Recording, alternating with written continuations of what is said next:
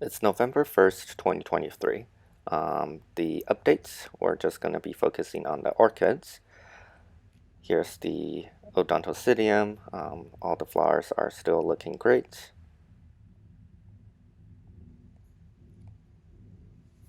And then here's the lady slipper orchid. This other plant is also sending out a new flower.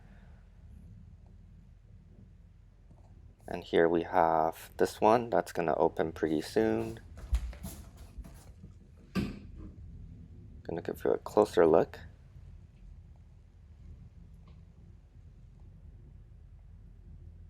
Really like the pale green color.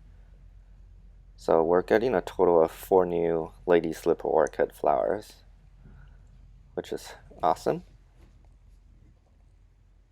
And this older flower has faded. Here's the mini oncidium. The flower buds are still growing. Hopefully the flower is going to open soon. It's probably going to be another 2 weeks or so. And this other mini oncidium, if the camera can focus, okay, there it goes. You can see a lot of flowers forming. All the buds are still getting bigger.